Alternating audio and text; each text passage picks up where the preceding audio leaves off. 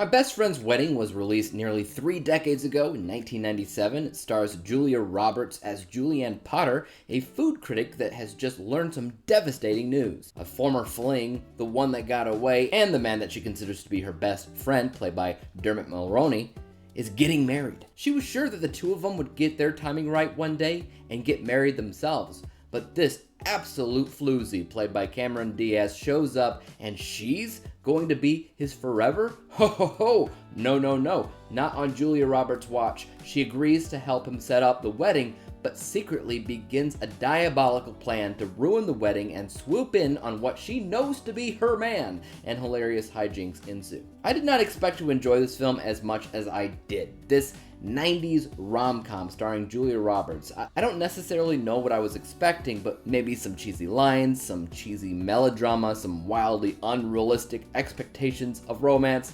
But to be honest, that's not what you got with My Best Friend's Wedding. This was legitimately a good time. Julia Roberts is wonderful as this crazy, unhinged, jealous ex who is trying to sabotage this wedding.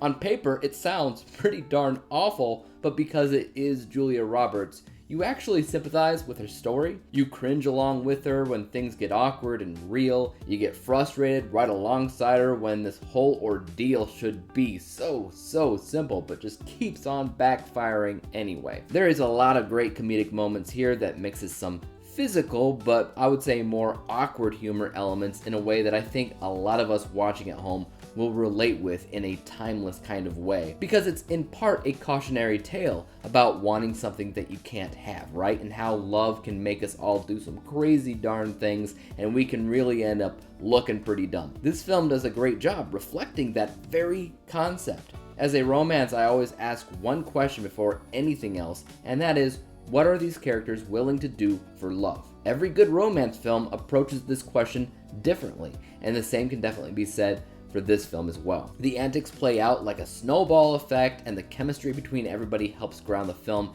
at the same exact time. So it's not just non-stop humor, there's genuine heart to the film as well, especially in its use of dialogue. My Best Friend's Wedding has a very strong script, and there's multiple scenes where it's just prolonged moments of human connection where people just talk and vibe. There's even a quiet moment with a surprising cameo from Paul Giamatti as this hotel concierge who stops his duties just to chat with Julia Roberts' character. And it's sweet, it's human, and it's one of the many moments of the film that just screamed iconic. Music is also a huge part of the movie.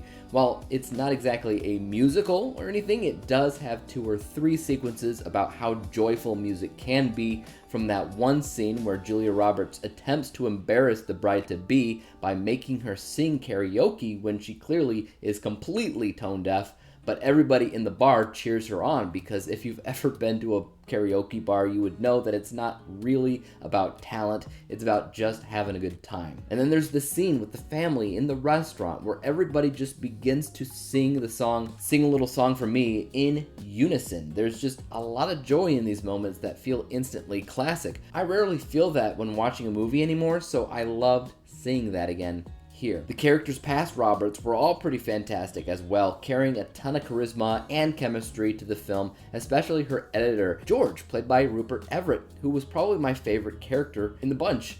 Pretty much everything that he did or he said throughout the movie had me laughing. It is interesting watching this film now, as there was recently news of a sequel being in early development. While nothing's known about the plot of this supposed sequel, I can tell you this much. This movie opens up when Julia Roberts is about to turn 28, feeling like it's time to get married. And right now, in 2025, it's been exactly that. 28 years since that original film's release, so I would have to imagine it's their kids getting married, basically, and history repeats itself. That would be my best guess personally. But yeah, this has instant classic written all over it. It's a really good romantic comedy. It's super honest about the awkwardness of human connection and how we can all just make a fool of ourselves when we stop using the logic centers of our brain. It's about wanting what you can't have and holding on to regrets and placing those regrets on a pedestal, like everybody should listen to every word that you say and understand those words even though you're talking gibberish in their perspective. That is so ridiculously human. At the end of the day, human is what this film is. It's also one of the best rom-coms just because it's not automatically filled to the brim with stereotypes, tropes, and predictable scenes that play out like they have a million times before. It feels fresh and hard to guess. She could both end up with this guy and not all at the same time. It's legitimately hard to predict what's going to happen, but no matter what ends up happening, it is my personal opinion that it is executed really, really well, and I personally dug it. My end score is 89 out of 100 possible stars, or an A- letter grade on my letter scoring rubric.